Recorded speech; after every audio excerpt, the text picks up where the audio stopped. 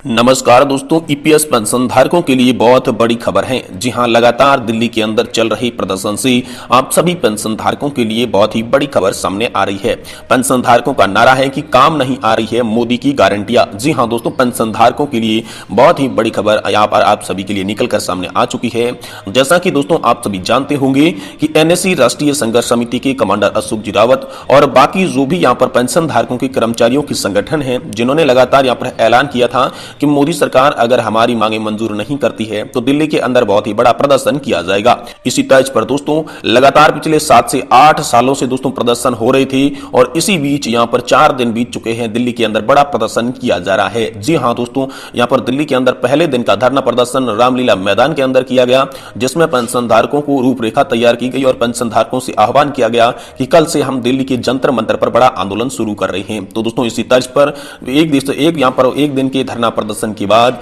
दिल्ली के जंतर मंतर पर बड़ा यहां पर धरना प्रदर्शन शुरू हुआ है। दिल्ली के जंतर मंतर पर 3 दिन का धरना प्रदर्शन हो चुका है, आज प्रदर्शन का चौथा दिन है। तो दोस्तों हम देखते हैं कि एक दिन का धरना प्रदर्शन जो रामलीला मैदान में हुआ, बाकी 3 दिन जंतर मंतर पर, आखिर 4 दिनों के अंदर आप सभी ईपीएस 95 पेंशन धारकों के लिए क्या बड़ी खबर आई। आखिर इस धरना प्रदर्शन से कौन कौन सी नेतागण जो थे उन्होंने आश्वासन दिया, कौन कौन सी नेतागणों से उनकी बातचीत हुई और साथ ही पीएम मोदी को लेकर पेंशन धारकों ने जो मुख्य बात कही थी, आखिर वह बात क्या है और आप सभी की 4 सूत्रीय मांगों में से कौन कौन सी मांगे मंजूर होने वाली है और जो लोग ओपीएस को लेकर यहां पर प्रदर्शन कर रही थी उन सभी पेंशन धारकों के लिए भी एक बहुत ही बड़ी खबर आ रही है, क्योंकि सरकार ने ओपीएस की मांग कर रहे सभी कर्मचारियों को पुरानी पेंशन योजना की तरह लाभ देने का आह्वान किया है। तो दोस्तों इसके बारे में हम आज की इस वीडियो के अंदर पूरी की पूरी विस्तार से जानकारी को जानने वाले हैं, इसलिए आपसे निवेदन रहेगा कि आप इस वीडियो को लाइक कर दें, साथ ही चैनल को सब्सक्राइब करें। लेकिन अगर आप पेंशन धारक नहीं है तो दोस्तों अभी से इस वीडियो को छोड़ के चले जाइए, क्योंकि आज का यह महत्वपूर्ण वीडियो सिर्फ पेंशन धारकों के लिए बनाया गया है। तो सबसे पहले हम बात करते हैं दिल्ली के अंदर हो रहे धरना प्रदर्शन की।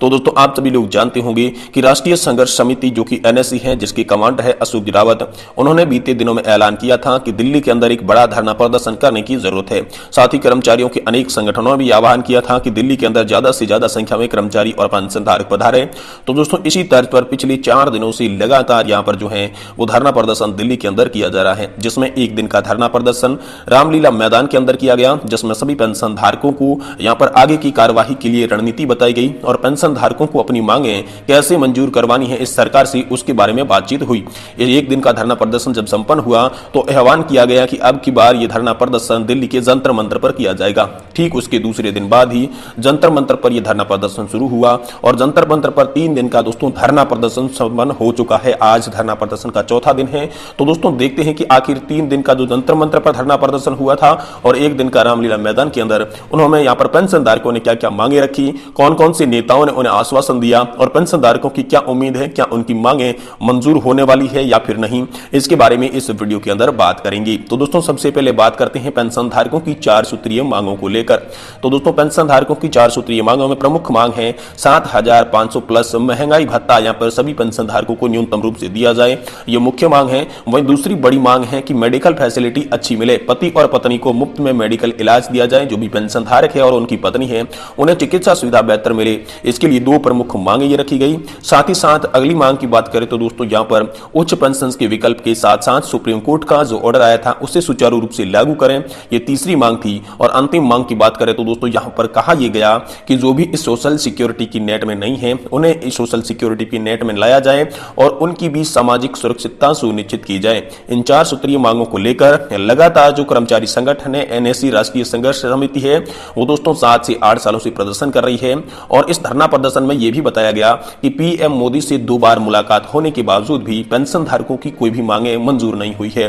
तो एक बार फिर से यहां पर दिल्ली के अंदर प्रदर्शन हो रहा है, जिसमें दोस्तों आप सभी को यहां पर नेतागणों का भी काफी सारा लाभ मिल रहा है। यहां पर पेंशन धारकों के हित चिंतक के रूप में कहे जाने वाले हेमा मालिनी जी ने भी कहा था कि पेंशन की संपूर्ण मांगों को मंजूर करवाने की मैं जिम्मेदारी लेती हूं, पेंशन की मांगों को मैं मंजूर करवाने की पूरी कोशिश करूंगी। साथ ही यहां पर श्रम मंत्री भूपेंद्र यादव ने भी आश्वासन दिया था कि आप सभी की ये जो मांगे जायज हैं, जिनमें से प्रमुख 2 मांग जो कि 7,500 प्लस डीए की पेंशन के साथ साथ मुफ्त मेडिकल सुविधा हस्बैंड एंड वाइफ को कैसे मिले, इन 2 मांगों पर मेरी भी मुख्य नजर है और आप सभी के लिए यहां पर मैं ये मांगे मंजूर करने की पूरी कोशिश करूंगा। यहां पर आप सभी के लिए जो जंतर मंतर पर धरना प्रदर्शन हो रहा था, इनमें दोस्तों विपक्षी पार्टियों का भी काफी सारा सहयोग मिल रहा है, क्योंकि विपक्षी पार्टियां लगातार आपके पेंशन धारकों के फेवर में नजर आ रही है। जहां पर विपक्षी पार्टी की सरकारें थी वहां पर आप सभी के लिए ओपीएस भी लागू कर दी जा चुकी थी, लेकिन दोस्तों अब इन राज्यों में भी सरकारें बदल चुकी है। साथ ही दोस्तों विपक्षी पार्टी का यह भी कहना है कि यहां पर पुरानी पेंशन अगर हमारी सत्ता आई तो हम लागू करने वाले हैं। इसी को देखते हुए अब मोदी सरकार की भी टेंशन बढ़ने लग गई है और पेंशन धारक जो एक बार फिर से धरना प्रदर्शन कर रहे हैं यहां पर दिल्ली के रामलीला मैदान में और जंतर मंतर पर, इसे देखते हुए दोस्तों पीएम मोदी को भी लगने लगा है कि दोस्तों ये पेंशन धारकों का जो मुद्दा है, पेंशन का जो मुद्दा है, ये बहुत ही बड़ा मुद्दा है। इस मुद्दे को अगर समय रहते शांत नहीं किया गया तो ये मुद्दा बहुत ही बड़ा बन सकता है, बहुत ही विकराल रूप ले सकता है। तो इसी को लेकर लगातार केंद्रीय कैबिनेट की जो मंत्री है वो लगातार रामलीला मैदान में आई थी, जिसके बाद जंतर मंतर पर आकर लोगों को आश्वासन भी दे रहे हैं कि पीएम मोदी की सरकार आप सभी पेंशन धारकों के लिए काम कर रही है और जल्द ही आप सभी पेंशन धारकों को यहां पर उचित लाभ मिलने वाले हैं। लेकिन दोस्तों तमाम मिल रहे आश्वासनों के बीच कर्मचारियों के संगठन और राष्ट्रीय संघर्ष समिति ने आह्वान किया है कि अगर 2024 से पहले पेंशन धारकों की 4 सूत्रीय मांगों को मंजूर नहीं किया गया तो पेंशन धारक वोट फॉर ओपीएस करेंगे। वहीं दोस्तों बात करें आप सभी के लिए एक प्रमुख बड़ी खबर की, तो दोस्तों आप सभी के लिए एक प्रमुख बड़ी खबर निकल कर आ रही है कि काम नहीं आ रही मोदी की गारंटी।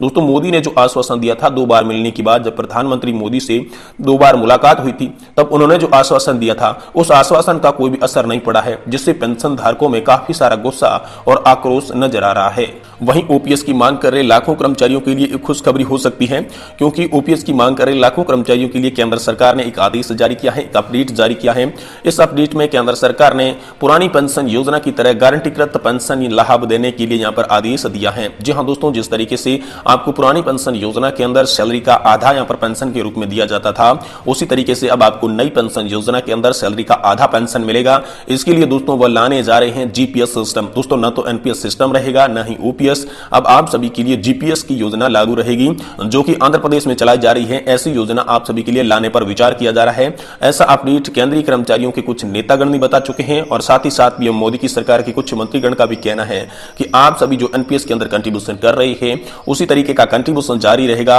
लेकिन उसी तरीके के कंट्रीब्यूशन जारी रहने के बाद आप सभी को जो पेंशन मिलेगी वो पेंशन मिलेगी सैलरी की आधी, यानी कि ओपीएस की तरह पेंशन मिलेगी। यानी एनपीएस की तरह आप कंट्रीब्यूशन करेंगे तो ओपीएस की तरह पेंशन मिलेगी। इसीलिए इस जीपीएस सिस्टम को यहां पर एनपीएस और ओपीएस का मिश्रण बताया जा रहा है। तो ओपीएस की मांग कर रहे लाखों कर्मचारियों के लिए विकल्प बन सकती है जीपीएफ, और दोस्तों सरकार भी इस पर विचार कर रही है। अब देखते हैं आंध्र प्रदेश का ये जो जीपीएस का मॉडल है ये सरकार आप सभी के लिए कब तक लागू करती है। इसको लेकर हाल फिलहाल में कोई भी पुख्ता अपडेट, पुख्ता सबूत सामने नहीं आया है, लेकिन इसको लेकर जैसे ही कोई बड़ी खबर होगी हम इस चैनल के माध्यम से आपको तुरंत देने की कोशिश करेंगे। इसीलिए दोस्तों आपसे निवेदन है कि आप इस चैनल को सब्सक्राइब कर लें, साथ ही वीडियो को लाइक करके अपने दोस्तों के साथ शेयर जरूर करें। आज की वीडियो को देखने के लिए आपका बहुत बहुत धन्यवाद।